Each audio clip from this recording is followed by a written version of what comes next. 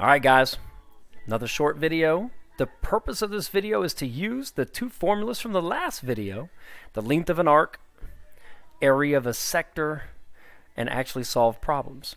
Okay, so just to recap, the two formulas are the length of an arc is going to equal the radius times the angle, and just to tweak the formula slightly, if we need to, if theta is in degrees,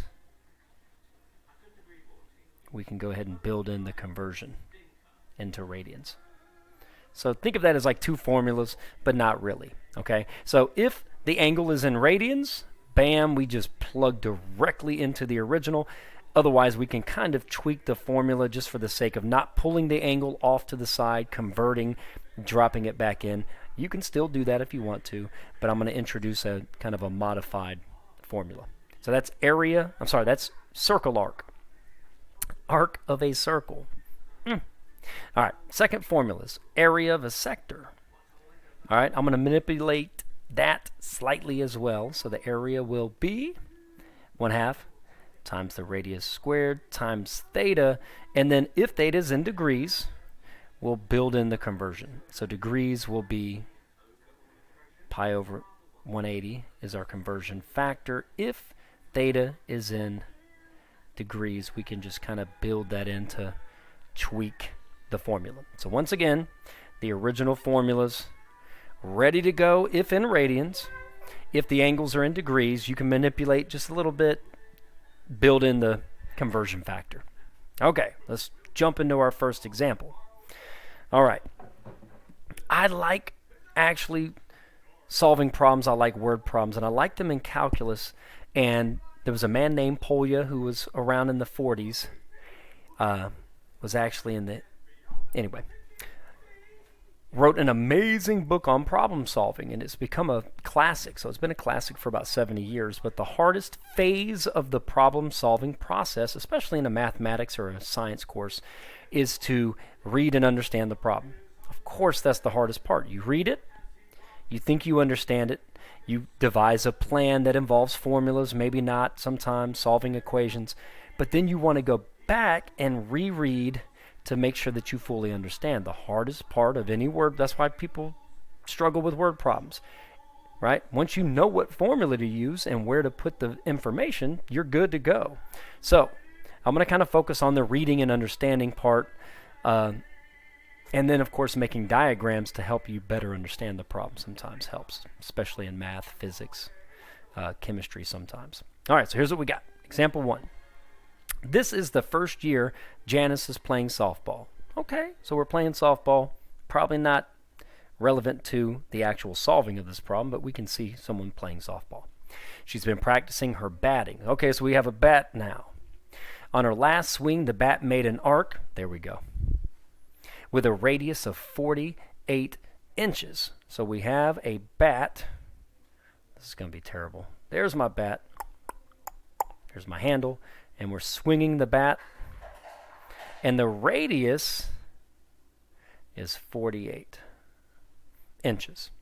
And the angle, the bat swept through 255 degrees. So that's a big angle. So theta is this big angle of 255, assuming that the arc, right, the end of the bat, the tip of the bat is actually moving along the arc of a circle, circular arc. What is the distance the tip of the bat travels to the nearest inch? So how far did it travel from here all the way to here? What's that actual total length? Well, that would be arc length. That would be S. Okay? Now so let me get rid of this diagram. The diagram was just kind of temporary to help me kind of see what's going on in the situation. So I can kind of see what's going on. I can kind of interpret all the information. So the radius, so we have arc length, R times theta. So I know the radius is 48 inches. That's important. I know the angle is 255. Now, because the angle is 255, I will have to convert that to radians. So I'm just going to kind of build that in. So what's the distance of the tip of the bat? Well, in this situation, that's arc length. So here we go. Okay? And then just to be confusing, we're going to find an actual length that's in inches. All right? The degrees are going to cancel out. The only unit is inches. Therefore, the arc length is in inches. We're going to have to convert to feet. So let's type this in our calculator. So 48 times 255 times pi divided by 180 is 213.628. So this is approximately 213.628. Once again, that's inches, and I want to convert that to the nearest foot. So I'm going to take this 213.628, and I'm going to make this look like a chemistry problem or a physics problem. So you do not have to draw this box, but it is important when you have multiple conversions taking place in one problem. It's nice to draw this, but this is ultimately a division problem. So 213.628 times 1 divided by 12. Okay, so when I divide by 12, I get 17.8. So about 17.8 feet. We've converted inches to feet, or it says to the nearest foot, so my answer is 18 feet. So if you take a 48-inch bat, a 4-foot bat, and you swing it 255 degrees, it's actually traveling 18 feet if you swing it 255 degrees. Okay, cool problem. Cool application. All right, example 2. Peter and his partner are conducting a physics experiment on pendulum motion. Their 30-centimeter pendulum traverses an arc of 15 centimeters to the nearest degree. Okay, so when I see that, how many degrees? I'm thinking angle already. I'm trying to find an angle. How many degrees? What's the angle of rotation did the pendulum swing? So here's what a pendulum is. So a pendulum is here. It says the pendulum, it's a 30-centimeter pendulum. So the pendulum is hanging down, and then it's swinging. And as it swings, the path that it takes is along the arc of a circle. Okay? And it can go really high, or it can just do a little bit. Now, if that's 30, it's only swinging 15. So from here to there, we're told it's traversing 15 centimeters. Okay? That's my arc length. My arc length is 15 centimeters. The pendulum is 30 centimeters long. And now, here's really the question. Let me make it a different color. Drop some orange in here. So it's going from here to there. So that's really my question. What is that angle? Not a very large angle, but this could be a terrible diagram too. So let's set up the formula. So here's what we got. Arc length is r times theta. Now, it did say to the nearest degree, so I do need to include. If I want theta to be in degrees, then I need to drop that pi over 180 in the mix to drop degrees into the problem. So S is my arc length, which is 15. The radius is 30. Theta is I do not know. That's what I'm trying to find. Times pi over 180. Now, at this point, you've done all the hard work. You just need to solve for theta. How you solve for theta is up to you. I like to get rid of fractions in any equation first, no matter what. So I'm going to multiply both sides by 180. You do not have to do that if you choose not to. I'm going to multiply both sides by 180.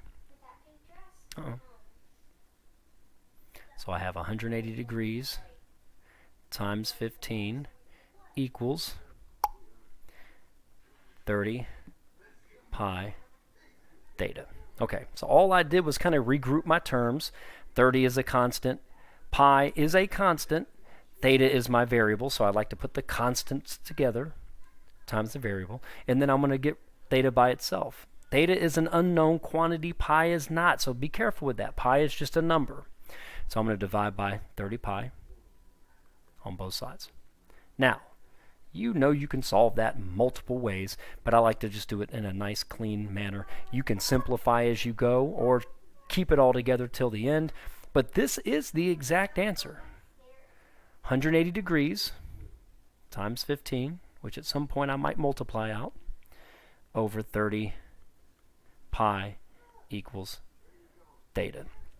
Now, if I wanted to write that as an exact value, I'm looking at this and I'm thinking, okay, that is 1/2. 1/2 of 80 is 90, so this really would be 90 over pi. And if you're like, what did he just do?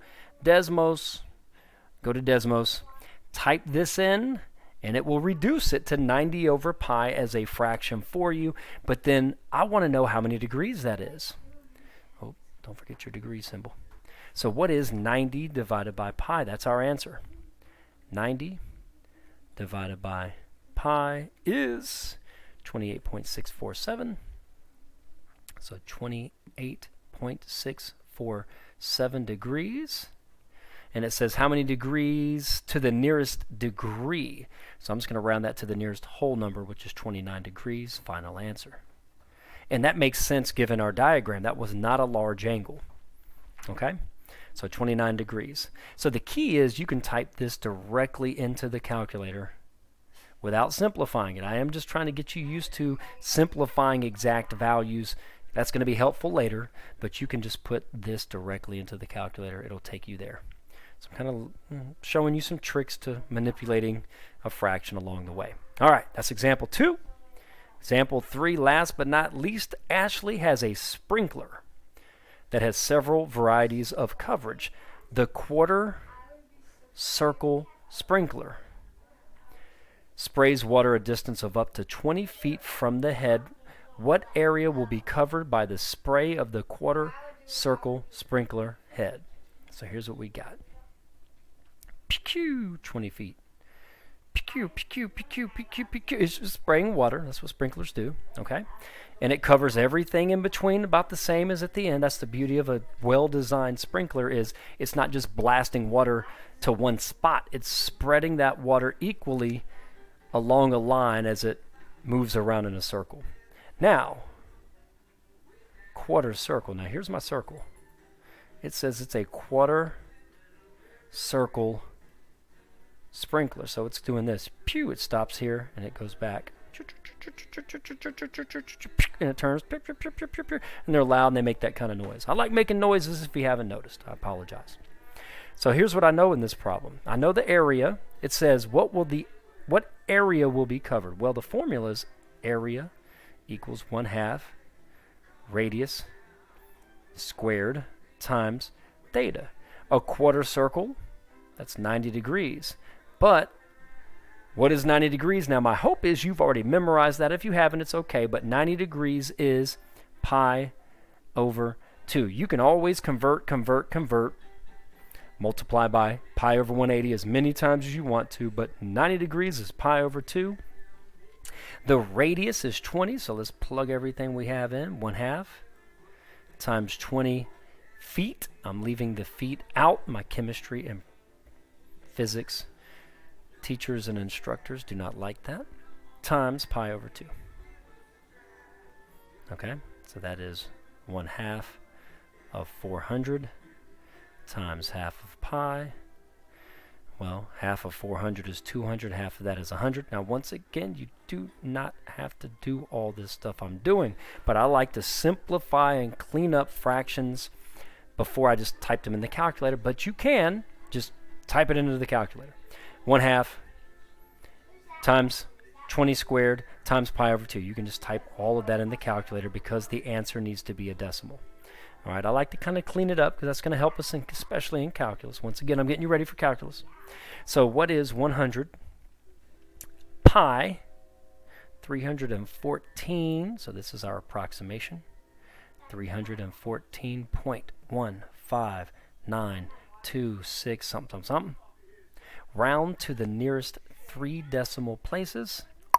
So our final answer is 314.19 what? Square feet, right? So this is the amount of square footage, 314 square feet of coverage. All right, so 314 square feet of grass is getting wet, or sidewalks, or bushes, or shrubbery, or flowers, or whatever it happens to be. So there we go. Example 3 takes us to the end. Okay, so the goal, once again, the purpose, length of an arc formula, area of a sector formula, and to solve problems. Some are easy, some are tricky. You're going to be challenged, and that's good. All right, guys, see you in class. Just under 16 minutes. Let's go.